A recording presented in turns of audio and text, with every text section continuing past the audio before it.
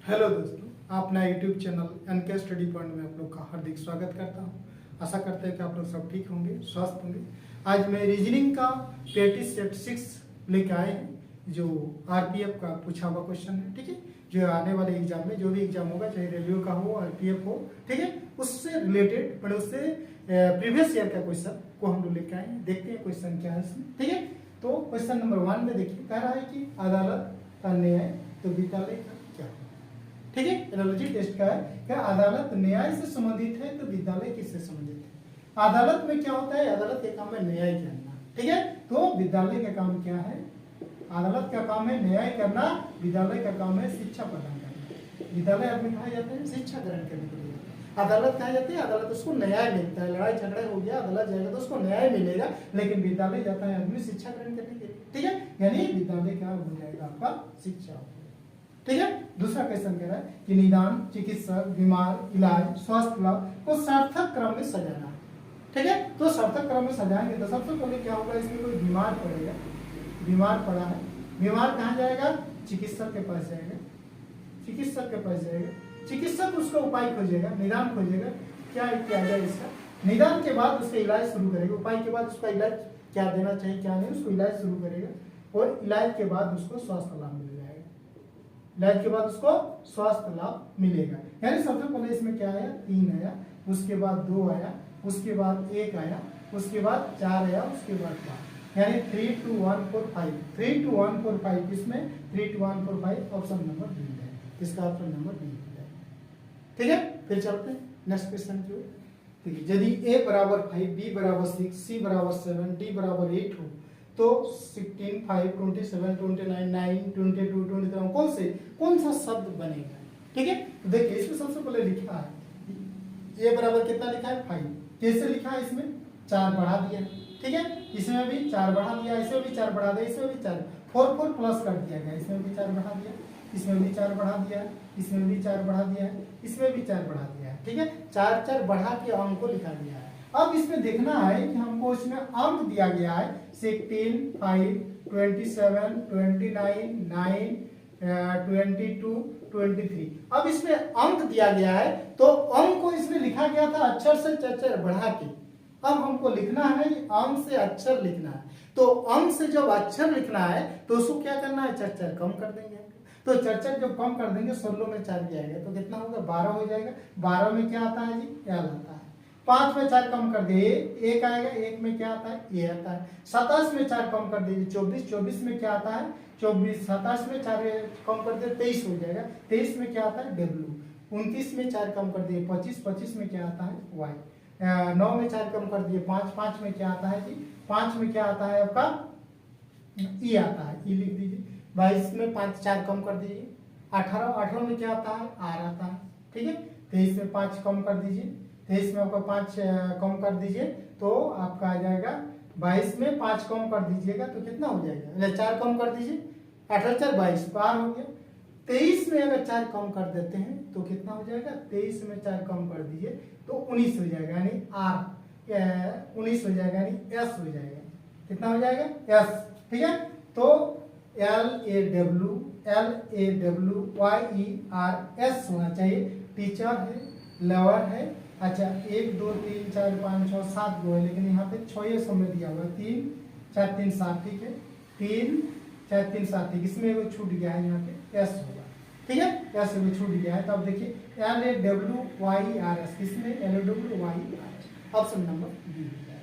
ठीक है, अगर सब में 7 होना चाहिए, जब 7 है तो इसमें भी 7 होना चाहिए, लेकिन इसमें 6 बॉन्ड थे जिसके कारण उसको छूट गया हुआ। तो सब में क्या है, देखिए इसमें जब गया तो 4 बढ़ा के किया, अब अंक से आएंगे तो 4 घटा के देंगे। ठीक है, तो 4 घटा के देंगे, जैसे हमारा LAW इसी में मेरा मिल गया था, ऑप्शन नंबर बी हो गया था। ठीक है, आगे जाने की जरूरत नहीं था।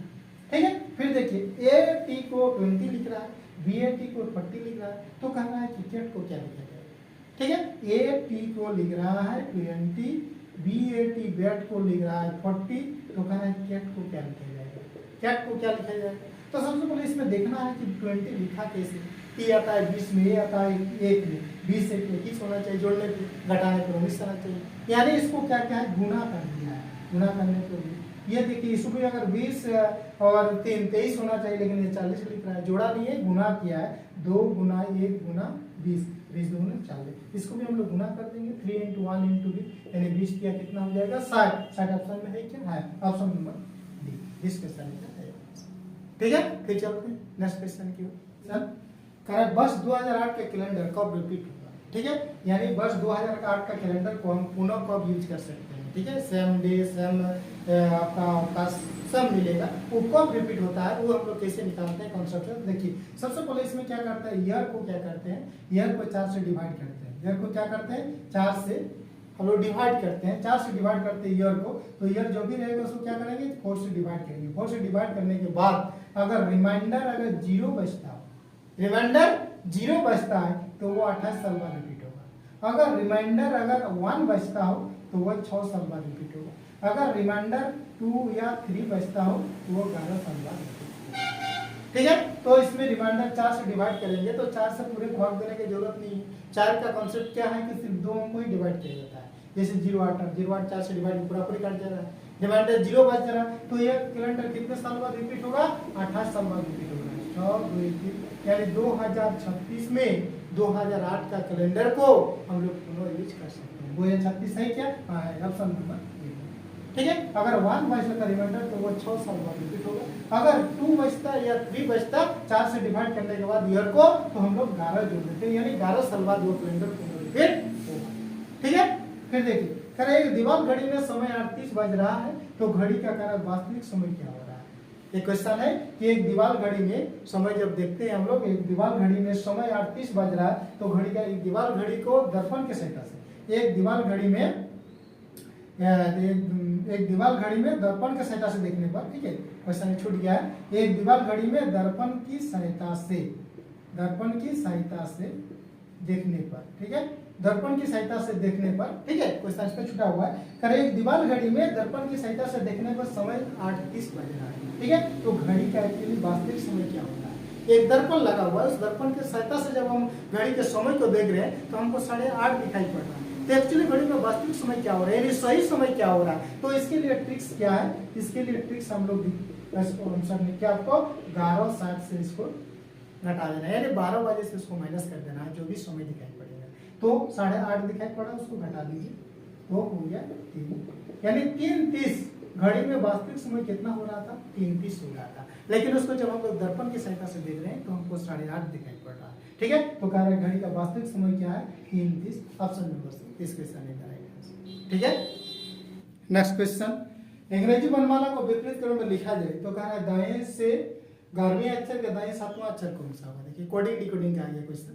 ठीक है, क्या कह रहा है कि अंग्रेजी वर्णमाला को विपरीत क्रम में लिखा गया है, यानी ए से जेड तक को क्या करे, ए से 9 लिख के क्या किया उसको जेड से लिख दिया गया है, तो कह रहा है कि दाएं से 11वें अक्षर के दाएं 7वां अक्षर क्या होगा।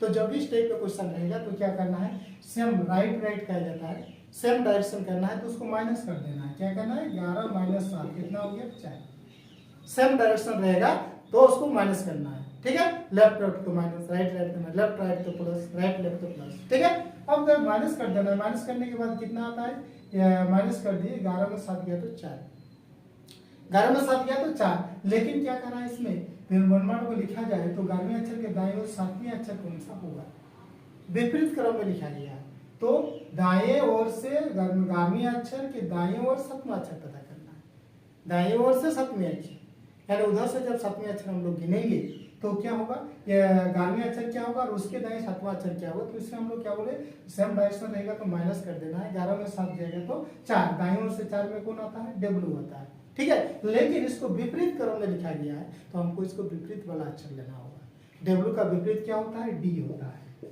ड्रॉप यानी दूध वाला। डब्ल्यू का विपरीत इसलिए लेना होगा कहा कि इसको विपरीत क्रम में लिखा गया है, दाएं से 4वां अक्षर डब्ल्यू आता है, लेकिन डब्ल्यू का उल्टा क्या होता है डी आता है, तो आपका डी होता है। ठीक है, तो इसमें ऑप्शन नंबर डी।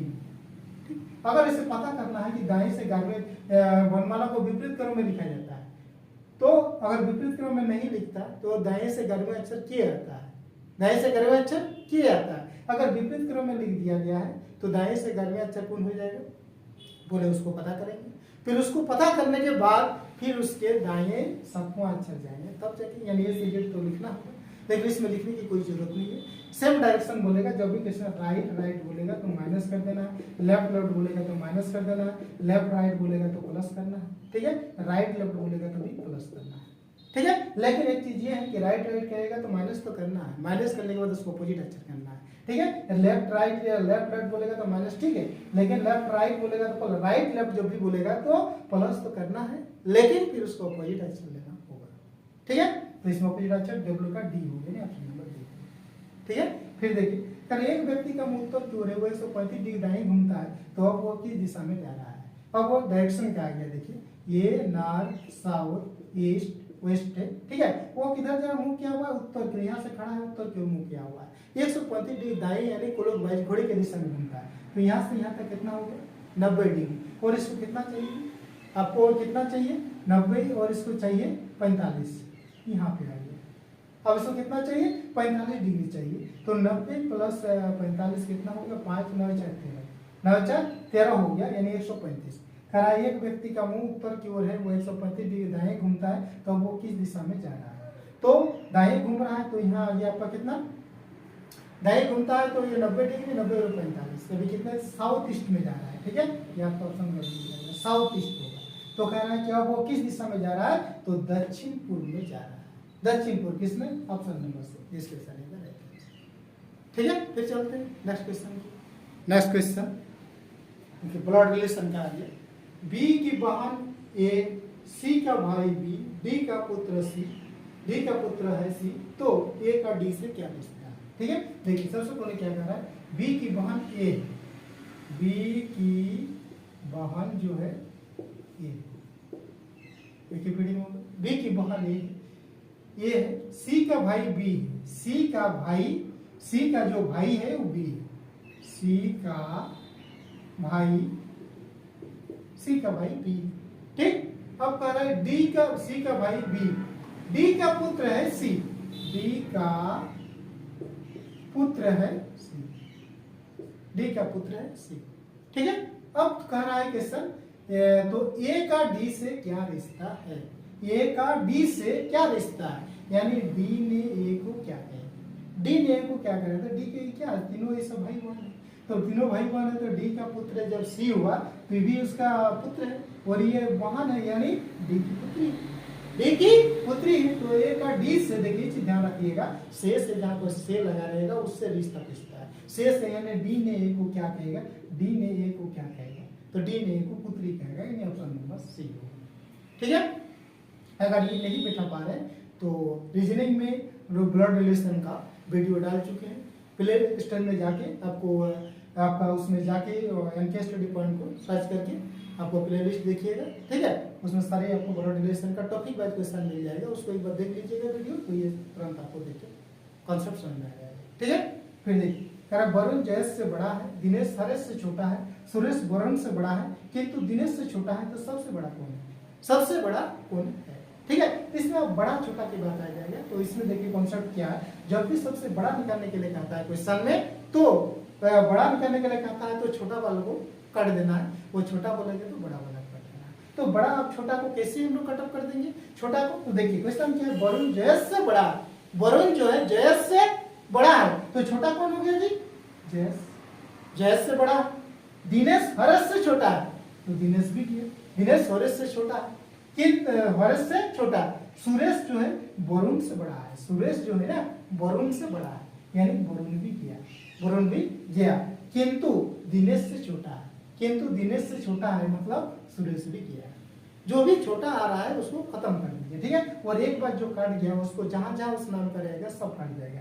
सुरेश यहाँ काट गया है, सुरेश और कहीं है क्या? नहीं, वरुण है, वरुण नहीं, वरुण यहाँ, तो वरुण भी यहाँ खत्म हो गया, वरुण भी यहाँ खत्म हो गया। बाकी बचा क्या? दिनेश, दिनेश यहाँ काट गया, यहाँ भी दिनेश खत्म हो जाएगा, ठीक है। तो हमारा सबसे बड़ा कौन है? तो सबसे बड़ा इसमें बचा क्या है? हरेश, तो सबसे बड़ा हरेश हो जाएगा, ऑप्शन नंबर बी, जिस क्वेश्चन है, ठीक है। तो आज के लिए इतना ही, फिर हम लोग मिलते हैं नेक्स्ट वीडियो में न्यू टॉपिक के साथ, तब तक के लिए thank you, best of luck.